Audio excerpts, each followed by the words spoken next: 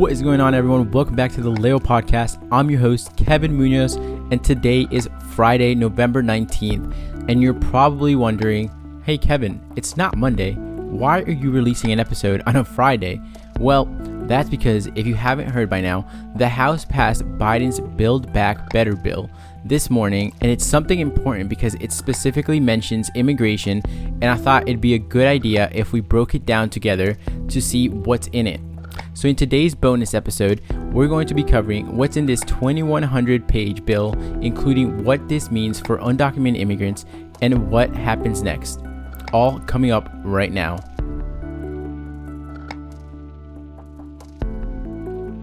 So the House passed Biden's roughly $2 trillion package known as Build Back Better bill this morning on a 220 to 213 vote. Okay, that's great, but what's in it? Well, for starters, this bill, which as I mentioned before, is 2,100 pages long, and it includes language to let the government issue work permits to millions of immigrants that will let them stay in the United States temporarily. So let's concentrate on the immigration reform for a second. According to the Times magazines, 1/3 of Americans believe that the nation should make it easier to immigrate here, which is the highest ever proportion to think so. But America has not enacted major immigration reform since 1986. The original idea was to create a pathway to legal status for the millions of undocumented immigrants living in the United States. Senate Parliament Elizabeth McDonough, a non-elected official who determines what would sufficiently affect the budget to be included in a reconciliation bill, thwarted this attempt, assessing that such a provision would equate to a, quote, tremendous and enduring policy change that dwarfs its budgetary impact, end quote.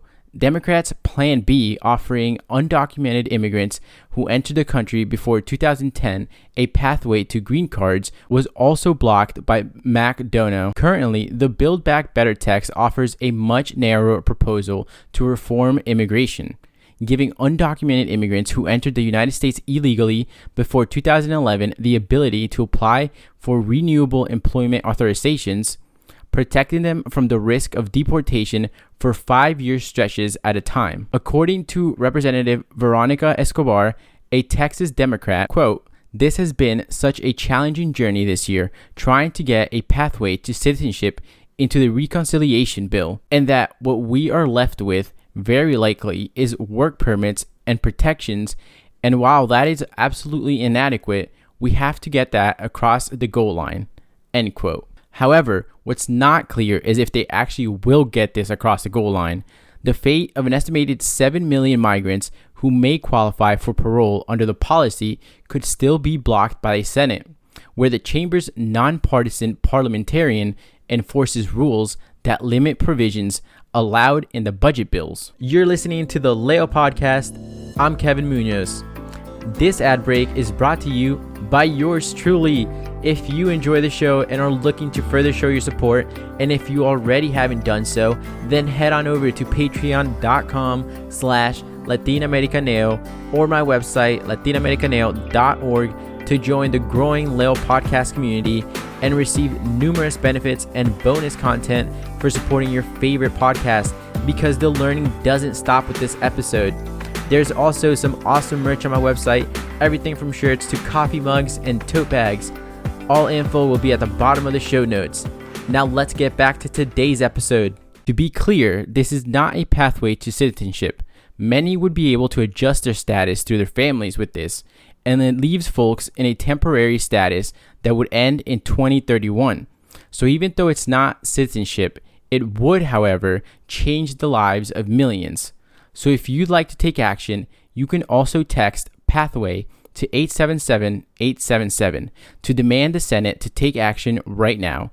Again, that's PATHWAY to 877-877. Other things included in the bills are universal preschool to cover more than 6 million 3- and 4-year-olds, an expansion of Medicare coverage to cover hearing, several initiatives aimed at lowering the cost of prescription drugs, including insulin, healthcare subsidies for low-income Americans, initiatives to combat climate change, including electrification of the United States Postal Service fleet, 4 weeks of paid family and medical leave, an extension of the child tax credit through 2022, at $300 a month for each child under the age of 6 and $250 a month for each child ages 6 through 17. The creation of a civilian climate corps to fight the effects of a warming planet, billions to hire more IRS agents to crack down on tax cheats, expanded aid for historically black colleges and universities, and it also makes another 9 million more children eligible to receive free school meals. The Nonpartisan Private Committee for a Responsible Federal Budget, which preaches fiscal constraint, estimated that the bill's overall cost would be nearly $5 trillion if Democrats hadn't made some of its programs temporary. That includes tax credits for children that Democrats extended for just 1 year, making their price tags appear lower, even though the party would like those programs to be permanent. Let me know what you think. That's all for today's Paloma News on the Leo Podcast. I'm Kevin Munoz, and I'll see you next time. Thank you for listening. If you enjoyed the podcast, please give it 5 stars on Apple Podcasts and a follow on Spotify. It helps me tremendously in order to bring more awareness and educational resources to our community. For more information and to stay up to date with what I'm doing, you can follow me on Instagram at Latinoamericaneo, and if you need more information and resources, you can visit my website, latinoamericaneo.org. I'm Kevin Munoz. This has been the Leo Podcast, and I'll see you next time. This podcast is not investment advice, and I am not a qualified licensed investment advisor.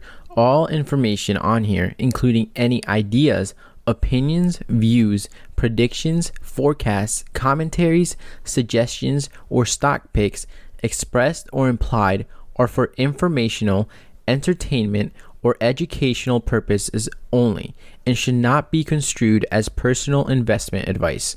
Conduct your own due diligence or consult a licensed financial advisor or broker before making any and all investment decisions. Any investments, trades, speculations, or decisions made on the basis of any information found on this podcast, expressed or implied, are committed at your own risk, financial or otherwise.